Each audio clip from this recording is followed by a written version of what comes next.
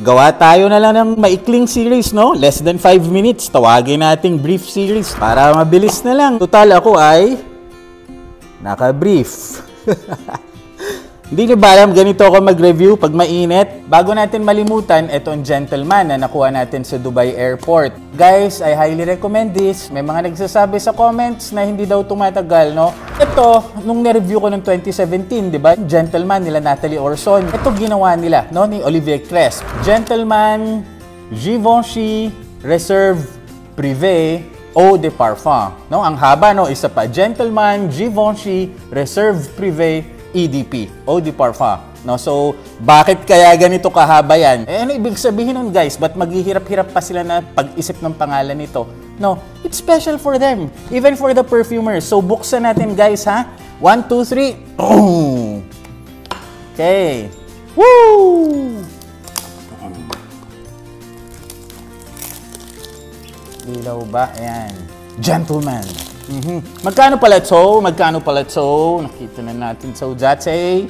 Ito guys, Givenchy Gentleman EDP. 424 dirhams. Ito yung sinasabi ko sa'yo na pati resibo, tinitipid. Ang gamit nilang high temperature. Walang ink yan. No? Init daw yan. Heat, heat, heat. Kaya nagpe-fade. Ayaw nila gumamit ng ink. So from Dubai Airport, at least ito, last na tong resibo na yan. Givenchy Gentleman Reserve Privé EDP. Okay, ganyan. Ganyan, ang taas. Ano ba ang batch code niya? 3-something-02. Focus natin. 3 ba yan? 3B02. Kikita nyo guys? 01 pala. 3-something-01. O 3B01. Ayan, 3B01. Wow! Nakikiayon ng ating cellphone ngayon. Gusto yata niya, brief series. Naka-brief. Buksan natin, 1, 2, 3. Ba't ko ginagawa to? Kailangan natin ito i-compare. Mahilig kayo sa boozy na cinnamon eh. Ito, no? Compare natin dyan. Ito, cinnamon, Burberry London. Oh, alis natin yan. Ito, kinuha ko na nga itong inaalikabok na Allure Homme Sport, no? Ay nako, nakikita ko yung mga similarities nila pagdating dito. No, yung attack. At least dito sa gustong-gusto ninyong Angel Share. Givenchy Gentleman. Ito yung gentleman line nila. Guys, ayan ha. Oops! Nag-slide na eh. Gusto ko ipakita ilalim sana. Anyway, the usual naman. Sabi ng isa nag-comment, ano tawag doon? Poor man's DHI. Pero tinignan ko sa Rustans, guys. Almost 8,000. Paano naging poor man's DHI to? No? Durham Intense. Yan! Woo! Diba may pagka-amber? Ito naman, kilalang kilala eh. May kita ninyo sa counter kagad nito. May kita ninyo habang naka-display. Basta siya may amber na bote. Ito na yon. Marami na rin naghuhumaling dito. May mga nagta-turn off pero guys, don't sleep on this. Baka pag ito biglang ma-discontinue, sayang. Ilang taon lang to sa market, no? 2-3 taon. Taas, ganito ang itaas, ganito ang likod. Ambery gold. Tapos, ano ba yung dito? Hanapin natin guys, ha? Ito, 1, 2, 3. Ay, kita nyo? Mahina na talaga ang aking mata. Baliktad pala. Ito pala. Ayan, made in France. Reserve Privé EDP, 100 ml siya, 3.3 fluid ounces ito. 3801. 3B pala, guys. 3B01.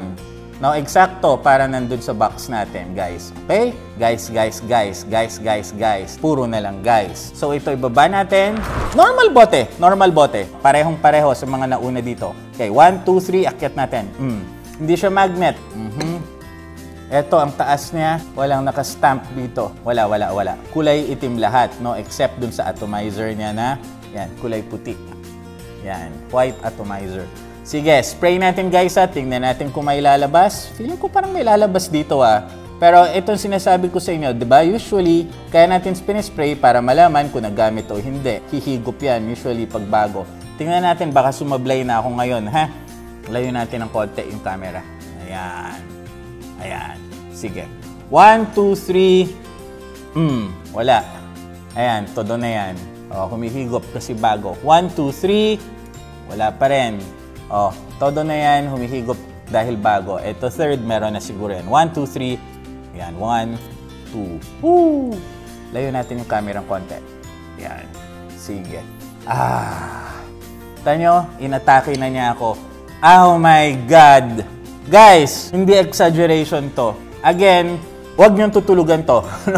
Sabi ko kanina, Do not sleep on this. Kung kayo naghahanap ng signature scent, signature na pwedeng pang trabaho, syempre, pwedeng pang party, pwedeng pang date, no? Formal, pwedeng pang gym, even pang gym, I tell you. Kasi guys, medyo fresh na chocolate yung dating nito, no? In fact nga, ito, kaya ko ito kinuha kasi sinasabing may booziness to. In-review ko na si H-Men Privé. Guys, yung na-discontinue na whiskey, yung nasa flask na ganyan-ganyan, na hindi ko mahanap. Dala-dalawa nga, binili ko ng para lang mag-review before, di ba? Kasi, alam kong madi-disconnect.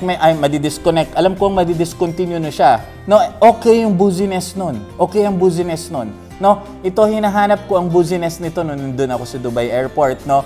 Meron pag malamig, no? Dito sa Pilipinas, sabi ko na nga ba meron mga ibang pagpunta natin dito, may mga ibang notes na nawawala. Ito so far, pagka-spray ko, wala yung booziness. Pero guys, ang bango. Subukan nyo to pag nasa Rustans kayo. Guys, hindi ko to kukunin kung hindi ko gusto. Ganun na lang ha. Pero sige, gawa tayong in-depth. Kinuha ko to kasi re-reviewin na natin to sa Saturday or Sunday, basta this weekend. Okay? Sa kanan, sige. 1, 2, 3. Okay, another 1, 2, 3. Quality juice, guys. Quality juice. Gentleman from Givenchy, EDP Reserve Privé. Kilatisin natin.